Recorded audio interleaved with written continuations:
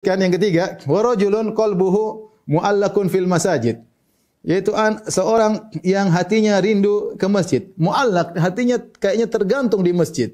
Meskipun jasadnya pergi kemana-mana, seakan-akan jantungnya dia simpan di masjid. Seakan-akan jantungnya di masjid. Dia rindu selalu ingin ke masjid. Kalau bukan karena ada kewajiban-kewajiban yang lain, dia akan terus ke masjid. Tapi kita tahu manusia diciptakan makhluk sosial dan punya interaksi, punya tanggung jawab yang banyak. Maka harus keluar mencari nafkah, mungkin keluar untuk ilmu, mungkin harus banyak pekerjaan, mungkin harus berbakti kepada orang tua. Tetapi meskipun dia kemana kemari, kesana kemari, hatinya tergantung di masjid. Ini yang dimaksud dengan rajulun qalbuhu mu'allaqun bil masajid. Dan ini menunjukkan bahwasanya Islam tidak mengajarkan seorang di masjid melulu, tidak. Ya, dia beraktivitas, silakan keluar. Makanya Allah Subhanahu wa taala mengatakan rijalun la tulhihim tijaratun wala bai'un an dzikrillahi wa iqamis salati wa ita'iz zakah.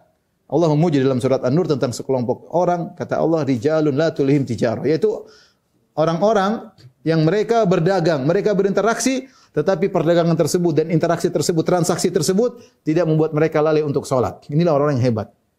Allah tidak sedang berbicara orang yang di masjid melulu, tidak, tapi yang mereka bekerja tapi mereka tidak lalai untuk bisa beribadah kepada Allah Subhanahu wa taala. Ini maksud dari hadis ini, seorang yang rindu ke masjid. Sehingga kalau dia melangkahkan kaki ke masjid, bukan karena malas, bukan karena terpaksa, bukan karena, aduh, ini masjid wajib, kalau enggak saya berdosa. Enggak, tapi dia memang ringan, kakinya ringan, langkah menuju ke masjid. Dia pergi ke masjid dengan berseri-seri hatinya.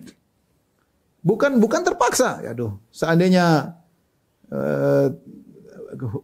hujan dia senang banget, hujan, wah enggak ke masjid. Alhamdulillah, hujan, senang.